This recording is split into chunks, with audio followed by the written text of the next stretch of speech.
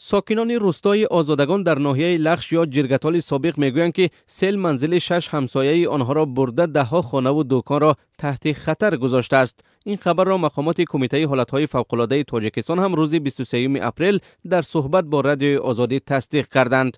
همصحبت ما از کمیته حالتهای فوق‌العاده گفت که در این حادثه تلفات جانی ثبت نشده است، ولی مقامات در حال حساب و کتاب زیان مالی مردم هستند. ساکنان میگن سیل خانه میرزا عزیز نظیروف، اکبر رحمانقلوف، دولتبگ آدینایوف، سهراب رحمانقلوف و شادبگ میراکوف را پره خراب کرده، چند دکان و محل چهاروادری را با خود برده است.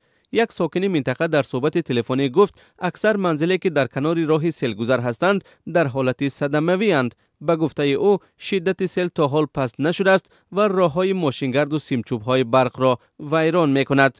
صاحبان خانه‌هایی که سیل پره ویران کرده و یا در حالت صدمه‌ای قرار داده است گفتند که شب را در خانه نزدیکانشان روز کردند. میرزا عزیز نظیروف ساکن روستای آزادگان لخش میگوید سیل نیمه شب 22 اپریل آمد و آنها را غافلگیر کرد.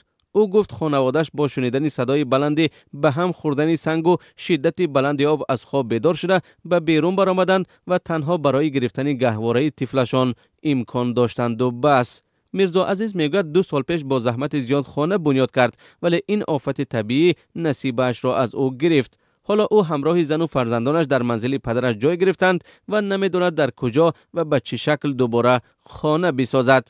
ساکنان روستای آزادگان ناحیه لخش میگویند در هر منزل از 4 تا 6 نفری زندگی میکردند و به حساب پیشکی آنها بیش از 100 نفر به جای ماندند یا که جای اقامتشان در حال صدمه‌ای است که از درآمدن به داخلش هراس دارند. هفته روان فرآمدن یرج در ناحیه شوراباد سابق چندین منزل ساکنان را خراب و ولنگار کرد. از آن پیشتر بر اثر آمدن سیل در ناحیه اشتا عینی و سنگوار راهها از جمله راه 104 میلیون دلاری عینی پنجکند ویران شدند. کمیته حالتهای فوق‌العاده میگوید که قبلا ساکنان را از بارشات زیاد و فرآمدن یرج و ترمه در منطقه های کوهی خبردار کرده بود.